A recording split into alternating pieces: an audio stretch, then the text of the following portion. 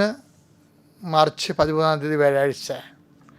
അമ്മേ പരിശുദ്ധ അമ്മേ, അമ്മേ പരിശുദ്ധ ദൈവമാതാവേ, കൃപാസനത്തിലൂടെ ഞങ്ങൾക്കും ഞങ്ങളുടെ ദേശത്തിനും അമ്മ മധ്യസ്ഥം തേടി തന്ന എല്ലാ അനുഗ്രഹങ്ങൾക്കും കൃപകൾക്കും ഞങ്ങളിപ്പോൾ ഹൃദയം നിറഞ്ഞ നന്ദി പറയുന്നു.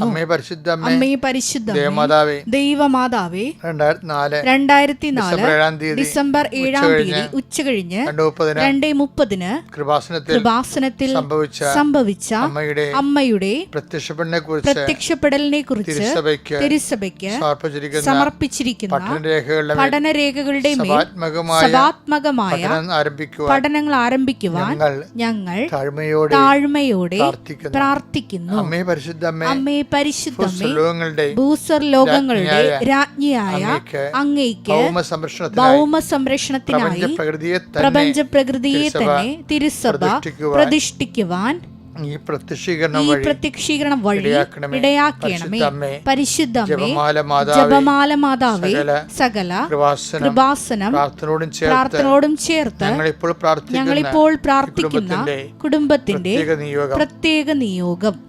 പരമക്കളെ,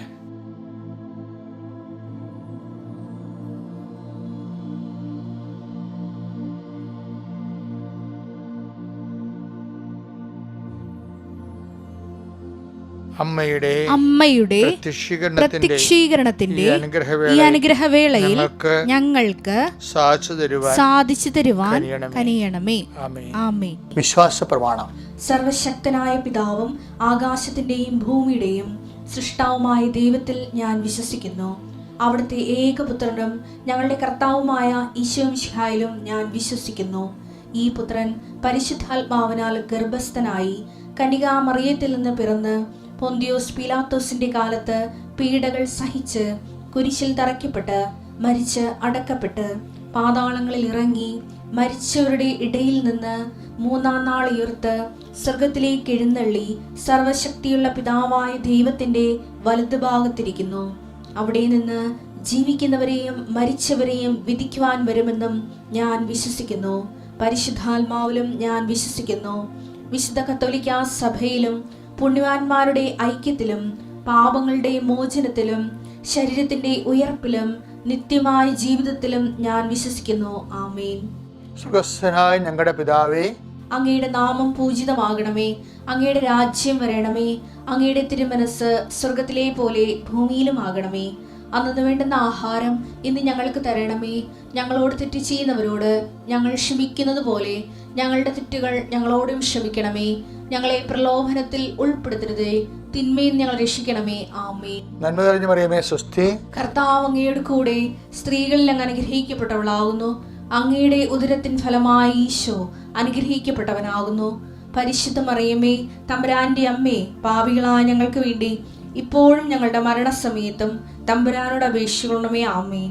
എൻ്റെ പ്രിയപ്പെട്ടവരെ, ഇന്ന് വ്യാഴാഴ്ച നമ്മൾ അനുദിന അനുഗ്രഹ പ്രാർത്ഥനയിലേക്ക് പ്രവേശിക്കുകയാണ്. അനുദിനമുള്ള അനുഗ്രഹം ലഭിക്കുന്നതിന് വേണ്ടി കർത്താവ് സജ്ജീകരിച്ച ഒരു വലിയ ദൈവശുശ്രൂഷയാണിത്. എല്ലാവർക്കും 5:30 മണിക്ക് എഴുന്നേറ്റിട്ട് അച്ഛനോട് ചേർന്ന് പ്രാർത്ഥിക്കാൻ കഴിയുകയും ഇന്നത്തെ നമ്മുടെ ജീവിതത്തിൻ്റെ ഭാരങ്ങൾ പരിശുദ്ധ അമ്മയുടെ മാധ്യസ്ഥത്തിൽ ഈശോനെ ഏൽപ്പിക്കാൻ പറ്റുന്ന വലിയ സമയമാണ്. അതുകൊണ്ട് തന്നെ ആവശ്യത്തോടും സന്തോഷത്തോടും കൂടെ വേണം ഇതിൽ പങ്കെടുക്കാൻ. കർത്താവേ, നിന്റെ വിശുദ്ധ പൗരോഹിത്യത്തെ മഹത്വപ്പെടുത്തണമേ. കർത്താവേ, സഭയിലുള്ള സാന്നിധ്യം പ്രകടമാക്കണമേ. 39 വർഷം ഞാൻ അർപ്പിച്ച കൃപാനയുടെ യോഗ്യതയാൽ കൃപാസ്ഥാനത്താറെ ജീവനോടെ പ്രത്യക്ഷപ്പെട്ട മാതാവിൻ്റെയും മാധ്യസ്ഥത്താൽ ആ പ്രത്യക്ഷീകരണത്തിൻ്റെ അടിസ്ഥാനത്തിൽ കൃപാസനത്തിൽ നടന്ന 10,000-കണക്കിന് ആരാധന ശക്തിയാൽ കൃപാസ്ഥാനത്താറയിൽ നിന്ന് അർദ്ധങ്കിലേക്ക് നടത്തിയിട്ടുള്ള ലക്ഷക്കണക്കിന് മനുഷ്യർ പ്രാർത്ഥിച്ച കോടിക്കണക്കിന് ജപമാലയുടെ ആസ്തിയാൽ അങ്ങയുടെ മക്കൾക്ക് വേണ്ടി പ്രാർത്ഥിക്കുന്നു. കർത്താവേ, ഇന്ന് പരീക്ഷ എഴുതുന്ന കുഞ്ഞുങ്ങളുണ്ട്, പഠിച്ചുകൊണ്ടിരിക്കുന്ന മക്കളുണ്ട്, മത്സര പരീക്ഷകൾ, യോഗ്യതാ പരീക്ഷകളിൽ ഏർപ്പെട്ടിരിക്കുന്ന മക്കളുണ്ട്. ഈശോയെ, അങ്ങനെ റിസൾട്ട് പ്രതീക്ഷിക്കുന്ന മക്കളുണ്ട് ഈശോയെ. റീവാലുവേഷൻ റിസൾട്ട് വന്നിട്ട് റീവാലുവേഷന് കൊടുക്കണോ വേണ്ടയോ എന്നൊക്കെ പറഞ്ഞ് കൺഫ്യൂഷൻ അടിച്ചിരിക്കുന്ന മക്കളുണ്ട് ഈശോയെ. അവർക്കെല്ലാം വ്യക്തതയുടെ വെളിച്ചം കൊടുക്കണമെന്ന് പ്രാർത്ഥിക്കുന്നു ഈശോയെ. ഈശോ നിൻ്റെ വിശുദ്ധ പൗരോഹിത്യത്തെ മഹത്വപ്പെടുത്തുന്ന കർത്താവേ, ജീവിത മാർഗങ്ങൾക്ക് വേണ്ടി രാവിലെ ധൃതിയായിട്ട് പോകുന്നവർ, കൈത്തൊഴിൽ ചെയ്യുന്നവരുണ്ട് ഈശോയെ, ജോലിക്ക് പോകുന്നവരുണ്ട് ഈശോയെ, അധ്യാപകരുണ്ട് ഈശോയെ, കർത്താവ് തൊഴിൽ പഠിക്കുന്നതിന് വേണ്ടി പോകുന്നവരുണ്ട് ഈശോയെ, പഠിച്ച തൊഴിലിന് എക്സ്പീരിയൻസിന് വേണ്ടി ശ്രമിക്കുന്നവരുണ്ട് ഈശോയെ, എക്സ്പീരിയൻസ് സർട്ടിഫിക്കറ്റ് ലഭിക്കുക മുതലായ പല സർട്ടിഫിക്കറ്റുകൾ ആവശ്യമുള്ളവർ അതിനുവേണ്ടി യാത്രയാവുന്നവരുണ്ട് ഈശോയെ. അവരെ എല്ലാം അങ്ങയുടെ തിരുസന്നിധിയെ സമർപ്പിച്ച് പ്രാർത്ഥിക്കുന്നു. കർത്താവേ, ജോലി നഷ്ടപ്പെട്ടവരുണ്ട്. മാർച്ച് മാസത്തിൽ ഒത്തിരി പേർക്ക് ജപ്തി നടപടി വന്നിരിക്കുന്നുണ്ട് ഈശോയെ. കുറച്ച് പൈസ അടച്ചു കൊടുത്താൽ അവർ രക്ഷപ്പെടും. അങ്ങനെ അടക്കാനുള്ളൊരു മാർഗ്ഗം അവർക്ക് നൽകണമെന്ന് പ്രാർത്ഥിക്കുന്നു ഈശോയെ. വല്ലാത്ത രീതിയിൽ ആദ്യ കൊണ്ട് വ്യാധി കൊണ്ട് ഭാരം കൊണ്ട് നിൽക്കുന്ന ഒത്തിരിയേറെ മക്കളുണ്ട് ഈശോ. അവരെല്ലാം നീ സ്പർശിക്കണം. അവർക്കെല്ലാം അവരെന്ത് വിഷയത്തിനാണ് വേദനിക്കുന്നത്, ഏത് വിഷയത്തിനാണ് വേദനിക്കുന്നത്, ആ വിഷയത്തിന് മേലെ ഇന്ന് ദൈവിക തീരുമാനം ഉണ്ടാകാനും കർത്താവേ, അവർക്ക് രക്ഷപ്പെടാൻ പറ്റാത്ത മാർഗത്തിൽ ദൈവം തന്നെ രക്ഷയുടെ വഴി അവർക്ക് കാണിച്ചു കൊടുക്കാനും കാനായിലെ കല്യാണ കുടുംബത്തെ കടഞ്ഞു നിന്ന പരിശുദ്ധ അമ്മയുടെ മാധ്യസ്ഥം അവർക്ക് ഉണ്ടാകണമെന്ന് പ്രാർത്ഥിക്കുന്നു. എൻ്റെ കർത്താവിൻ്റെ ഉന്നതമായ നാമത്തിൽ, സഭയുടെ അധികാരത്തിൽ, കുരിശിൻ്റെ അടയാളത്തിൽ വിവാഹത്തിനായി ഒരുങ്ങുന്നവരെ, നോൻപ് കഴിയുമ്പോൾ വിവാഹം വെച്ചിട്ടുള്ളവരെ അതെല്ലാം ഭംഗിയായി നിർവഹിക്കാൻ കർത്താവ് ആവശ്യമായ കൃപ പ്രാർത്ഥിക്കുന്നു. കർത്താവ്, നോൻപിന് മുമ്പ് ഒത്തിരിയേറെ വിവാഹങ്ങൾ നടന്നു. പക്ഷെ അവരെല്ലാം മധുവിധൻ്റെ ലഹരിയിൽ നോൻപും മറന്ന് നടക്കുന്നവരുണ്ട്, ദൈവത്തെ മറന്ന് നടക്കുന്നവരുണ്ട്. അങ്ങനെയുള്ളവരും കർത്താവെ പതുക്കെ കർത്താവിൻ്റെ അരുവിലേക്ക് വരാനും ഈ കാലങ്ങളെല്ലാം അവരുടെ ജീവിതത്തിൽ ഏറ്റവും പ്രധാനപ്പെട്ടൊരു കാലമായിട്ടത് മനസ്സിലാക്കുവാനും അവർക്ക് ജനിക്കാൻ പോകുന്ന കുഞ്ഞുങ്ങൾക്ക് കർത്താവിൻ്റെ വിശുദ്ധിയും ദൈവത്തിൻ്റെ കൃപയും ആവശ്യിക്കപ്പെടുവാനും സമർപ്പിച്ച് പ്രാർത്ഥിക്കുന്നു. മക്കളില്ലാത്തവരെ സമർപ്പിച്ച് പ്രാർത്ഥിക്കുന്നു ഈശോയെ. മക്കൾക്ക് വേണ്ടി, മക്കളില്ലെങ്കിൽ മരിക്കണമെന്ന് ചിന്തിക്കണം, അങ്ങനെ ചിന്തിക്കുന്ന വിഡ്ഢിത്തരങ്ങൾ പോലും ചിന്തിക്കുന്ന മനുഷ്യരുണ്ട് ഈശോയെ. വൈകാരികമായിട്ട് തപ്പതിച്ച് പോയവരുണ്ട്, ബാലൻസ് തെറ്റിപ്പോയവരുണ്ട് ഈശോയെ. അവരെല്ലാം സ്പർശിക്കണമെന്ന് പ്രാർത്ഥിക്കുന്നു. മാസങ്ങളും വർഷങ്ങളുമായിട്ട് കുർബാന മുടക്കമുള്ളവരെ സംബന്ധിച്ച് പ്രാർത്ഥിക്കുന്നു. കുടുംബ പ്രാർത്ഥനയില്ലാത്ത കുടുംബങ്ങളിൽ ഞങ്ങളുടെ ഈ പ്രാർത്ഥനയുടെ ശക്തിയാൽ പ്രാർത്ഥന സ്ഥാപിക്കപ്പെടാൻ വേണ്ടി പ്രാർത്ഥിക്കുന്നു. കർത്താവ്, ദൂരദേശത്തേക്ക് നാട് വിട്ടുപോയ മക്കളുണ്ട്, നാട് വിട്ടുപോയ അപ്പന്മാരുണ്ട് ഈശോയെ. മാനസിക രോഗം ബാധിച്ചിട്ട് കർത്താവ് ആത്മഹത്യയെക്കുറിച്ച് ചിന്തിക്കുന്നവരുണ്ട് ഈശോയെ. അവരെല്ലാം ആശ്വസിപ്പിക്കണമേ, തിരികെ പിടിക്കണമേ എന്ന് പ്രാർത്ഥിക്കുന്നു. എൻ്റെ കർത്താവിന് ഉന്നതമായ നാമത്തിൽ, സഭയുടെ അധികാരത്തിൽ, കുരിശിൻ്റെ അടയാളത്തിൽ ദൈവശക്തി അതിനെ അനുഗ്രഹിക്കപ്പെടട്ടെ. നമ്മളിപ്പോൾ എല്ലാവരും പരീക്ഷ മൂഡിലാണ്. എല്ലാ ദിവസവും കൃപാസനത്തിൽ നൂറുകണക്കിന് കുഞ്ഞുങ്ങൾ വന്ന് പരീക്ഷയ്ക്ക് വേണ്ടി പ്രാർത്ഥിക്കുന്നുണ്ട്.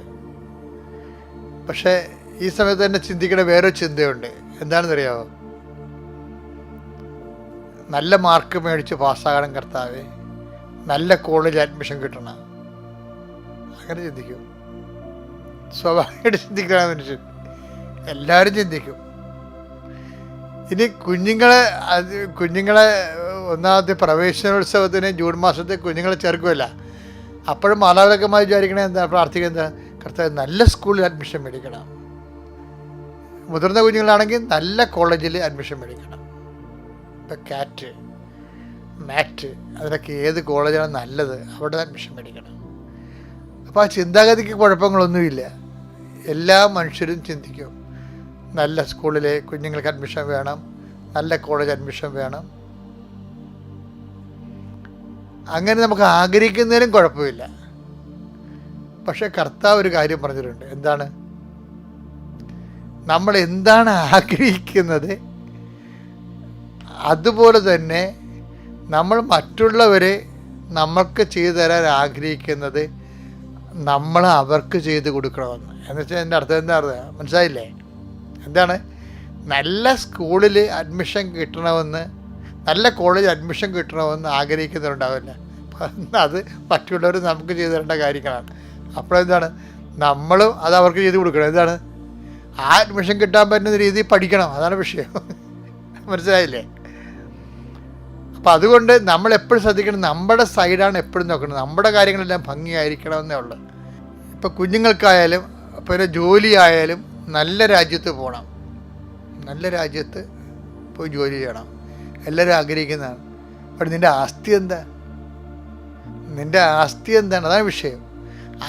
ദൈവം നീതിമാനായത് കാരണം പലപ്പോഴും നമ്മുടെ ആസ്തിയിൽ, ഇപ്പോൾ ഉടമ്പടിയിൽ വന്നപ്പോൾ രക്ഷപ്പെട്ടിരിക്കണത്, ഉടമ്പടി അതിൻ്റെ ഒരു ഗതിയില്ലാത്ത ആൾക്കാർ രക്ഷപ്പെടുന്നത് നോട്ട് ബൈ മെരിറ്റ് എന്നുള്ളൊരൊറ്റ ഫോർമുലയിലാണ്.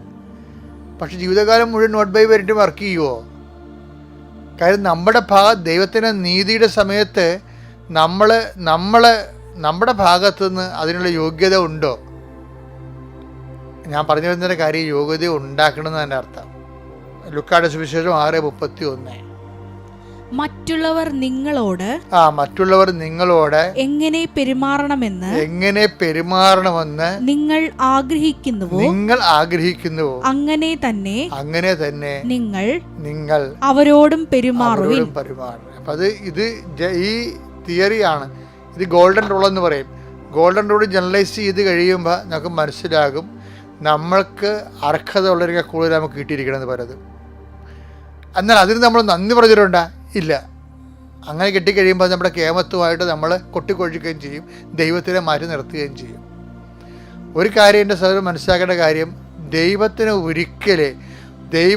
കൊടുക്കേണ്ട മഹത്വം ഏതെങ്കിലും കാലത്ത് അത് കൊടുക്കാതെ ഇരുന്ന് കഴിഞ്ഞാൽ അത് ഒരു ആധ്യാത്മികമായ കടമായി മാറും. അതിൻ്റെ പരിധി വിഷയം പിന്നെ ഒരു വിഷയം ജീവിതത്തിൽ ഉണ്ടാകുമ്പോൾ ദൈവാനുഗ്രഹം പ്രാപിക്കുന്നതിന് അത് തടസ്സമായി വരും. എപ്പോഴും അപ്പം ദൈവത്തിന് കൊടുക്കാനുള്ള ദൈവത്തിനും സീസറിന് കൊടുക്കാനുള്ള സീസറിനും കർത്താവിൻ്റെ തീരുമാനമാണ് ഇതെല്ലാം കർത്താവിൻ്റെ ഗോൾഡൻ റൂൾസാണ്. Take the word of God. Mathai 22:21. സീസറിനുള്ളത് സീസറിനും ദൈവത്തിനുള്ളത് ദൈവത്തിനും കൊടുക്കുക. അപ്പം നന്ദി എന്താണ്? 10 പേരല്ലേ സുഖപ്പെട്ടത്? 9 പേര് എവിടെയെന്ന് ചോദിക്കുമ്പോൾ എന്താണ്? ആ 9 പേരും ദൈവത്തിനുള്ളതാണ്. എന്താണ്? ദൈവം കൊടുത്തതാണ്. അവൻ്റെ അർഹതയ്ക്ക് അപ്പുറത്ത് കൊടുത്തിരിക്കുന്ന അനുഗ്രഹമാണ്. അപ്പോൾ ദൈവത്തോട് എന്താണ്? നന്ദി പറയണം. അപ്പോൾ ദൈവത്തോട് നന്ദി പറയാത്ത എന്താണ് ആൾക്കാർ? തങ്ങളുടെ കേമത്വം കൊണ്ടാണ് അത് നേടിയെന്നുള്ള അവബോധ മനസ്സിൻ്റെ അഹംഭാവങ്ങളാണ് വരുന്നത്. അതുണ്ടാവാതിരിക്കാൻ പ്രത്യേകം ശ്രദ്ധിക്കണം. ദൈവത്തിനുള്ള ദൈവത്തിന് കൊടുക്കണം. ഓരോ കാര്യം എടുക്കുമ്പോൾ പകുതി മുക്കാൽ, ഇപ്പോൾ എൻ്റെയൊക്കെ ജീവിതത്തിൽ പകുതി മുക്കാലും ദൈവത്തിൻ്റെതാണ്. എന്താ കാര്യത്തിൽ എനിക്ക് എൻ്റെ കപ്പാസിറ്റിയെക്കുറിച്ച് നല്ലോണം അറിയാം. പിന്നെ ഞാൻ കുറേ അധ്വാനിക്കും. പക്ഷെ അധ്വാനിക്കുമെന്ന് പറഞ്ഞു കഴിഞ്ഞാൽ അതൊക്കെ ഫലമണിക്കണേ. കഴിഞ്ഞ ടോക്കിൽ നമ്മൾ കണ്ടില്ലേ, അത് ദൈവമാണ്. അവൻ ചെയ്തതെല്ലാം അവിടുന്ന് ശുഭമാക്കുകയും ചെയ്തു എന്ന് പറഞ്ഞില്ലേ. അപ്പം ശുഭമാക്കണത് ആരാണ്? നമുക്ക് ചെയ്യാനേ പറ്റത്തുള്ളൂ. ശുഭമാക്കണത് ആരാണ്? ദൈവമാണ്. അപ്പം ആ ഒരു ബോധത്തിൽ എല്ലാ സമയത്തും ദൈവത്തിനെക്കുറിച്ച് ഓർക്കാനും ദൈവത്തിൻ്റെ സ്പേസ് നോക്കിയിട്ട് അവിടെ കയറി നമ്മൾ കരുക്കൾ വെക്കരുത്. മനസ്സിലായില്ല? അത് ദൈവത്തിൻ്റെ സ്പേസാണ്. നന്ദിയോടെ വിനയത്തോടെ നന്ദി പറഞ്ഞുകൊണ്ട് മഹത്വപ്പെടുത്തി മറ്റുള്ളവർക്കും ദൈവത്തിന് പറഞ്ഞു കൊടുത്ത് അങ്ങനെ നല്ല സുവിശേഷ സാക്ഷിയായി ദൈവ പൈതലായി ജീവിക്കുക. കർത്താവ് നിങ്ങളെ അനുഗ്രഹിക്കട്ടെ. അത്യപൂർവ ദൈവാനുഭവങ്ങൾ ഇനി നിങ്ങൾക്കും സ്വന്തം. ഈ യൂട്യൂബ് ചാനൽ ഇതുവരെ സബ്സ്ക്രൈബ് ചെയ്തിട്ടില്ലെങ്കിൽ ഇപ്പോൾ തന്നെ സബ്സ്ക്രൈബ് ചെയ്യുക.